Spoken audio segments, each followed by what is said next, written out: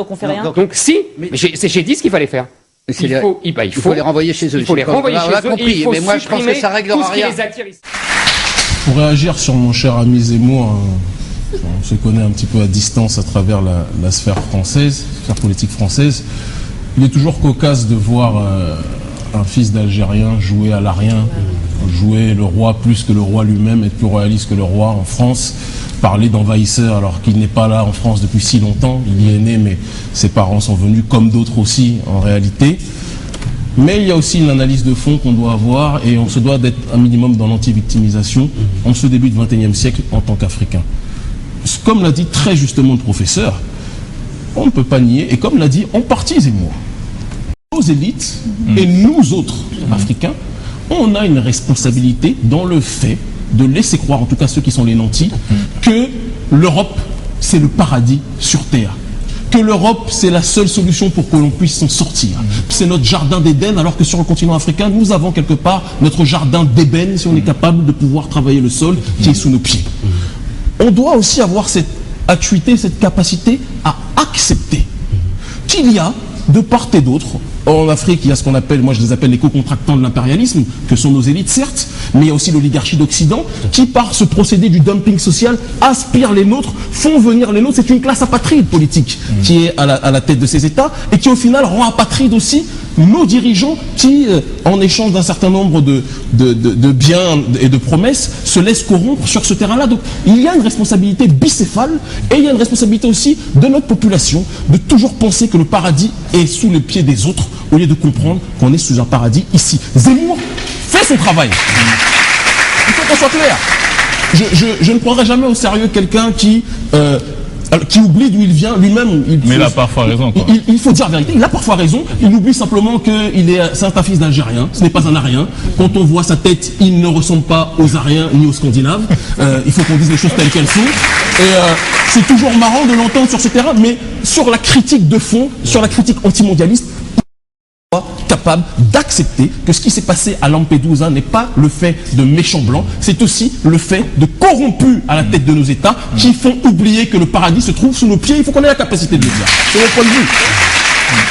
Donc, Zemmour fait son travail, nous on fait le nôtre. Il est temps qu'on ait cette capacité aussi à propager un message de dignité, un message d'affirmation de soi, un message de fierté de soi, et comprendre qu'on ne va rien gagner en Italie. Laisse Guy continuer, ça voilà. Alors, nous allons toujours rester avec les médias français, et notamment le magazine satirique Le Canard Enchaîné, qui a écrit un article sur notre ami Kémy. C'est bon. Voilà, on voit que l'article Kémy vous accuse d'antisémite. Qu'est-ce que vous en pensez? Qu'est-ce que vous pouvez nous dire? Vous savez, aujourd'hui, on vit une période de crise où tous les dissidents, tous les résistants à ce qu'on appelle le nouvel ordre mondial, lorsqu'ils ne suivent pas la ligne atlantiste, la ligne mondialiste voulue par les élites d'Occident ou même du continent africain, sont taxés de tous les maux, de radicaux, d'extrémistes, de fascistes, etc. Parce qu'ils sont dans une démarche d'enracinement et ne veulent pas être babylonisés par un système qui veut nous faire perdre nos identités. Le Canard Enchaîné, c'est dommage qu'on parle dans leur phase de la publicité, parce qu'ils ne le méritent pas, mais à la limite, tant pis. Journal satirique en faillite, comme l'explique bien souvent le docteur Salim Laïbi, spécialiste du nouvel ordre mondial, s'attaque à ma personne simplement parce qu'il voit que notre message de panafricanisme, de construction, et non plus simplement de panafricanisme d'indignation. En plus, le caricaturiste, il t'a pas raté là. Oui, mais regarde la tête qu'il m'a fait, regarde, je suis quand même plus beau que ce qu'on voit là, tu vois.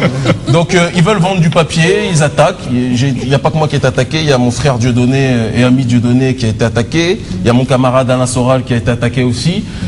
Je prends ça comme une médaille parce que ce sont des journaux qui sont à l'heure actuelle au service du pouvoir et qui ne sont plus du tout en phase avec la démarche du peuple. Et c'est pour ça que on est plus écoutés et plus regardés, nous autres dissidents, panafricains ou autres, que ces journaux qui ne sont plus lus par personne. Quand ils disent un cas sérieux, KA, c'est pas parce que tu t'appelles K, mais c'est parce que ça fait... Parce que j'ai dirigé la tribu, j'étais le fondateur de la tribu K, une organisation qui défendait le droit des Noirs, qui a été interdite par Nicolas Sarkozy.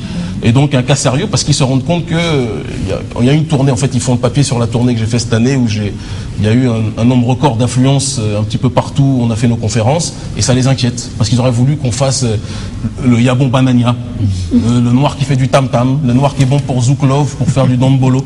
Je sais le faire aussi, mais je le réserve à ma famille. Et je pense que c'est ça qui ne leur plaît pas. Mais quand même, Kémy, certains pensent du bien de vous. Il s'agit du député Laurent Louis, du Parlement belge, dont voici un petit extrait, si on peut avoir la régie. La moindre parole légèrement suspicieuse, même dénuée de tout racisme, peut être aujourd'hui condamnée et condamnable. Nous avons eu l'expérience de telles institutions en France avec SOS Racisme. Et comme disait Jean Baudrillard, SOS Baleine a pour mission de sauver les baleines. SOS Racisme n'aurait-il pas pour mission de sauver le racisme? Et mes amis, l'humoriste Dieudonné et Kémy Séba, le panafricaniste talentueux, ont su mettre en lumière cette arnaque de l'antiracisme. Ce commerce de la pleurnicherie institutionnalisé et mis sur pied par nos pays, non pas pour éradiquer le racisme, mais bel et bien pour l'entretenir. Et je demande aux citoyens de faire eux-mêmes leurs recherches à ce sujet pour qu'ils s'en rendent compte. On ne peut pas forcer les gens à en aimer d'autres. C'est ridicule. Et comme le dit Kémy Séba, c'est par l'autodétermination que l'on impose le respect, non en vivant comme une victime.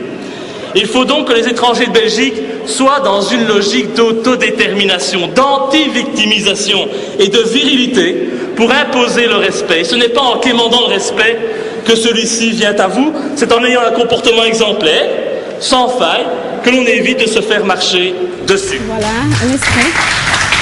Donc, faut pas se plaindre autant.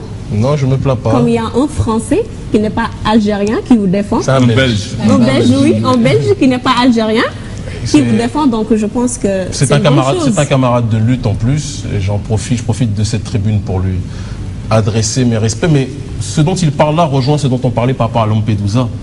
C'est qu'il ne faut pas laisser une élite qui veut jouer le rôle du gentil, mais qui nous instrumentalise comme crash test à sa politique mondialiste, qui joue au yo-yo, qui nous dirige dans tous les sens, pour créer des tensions avec d'autres populations.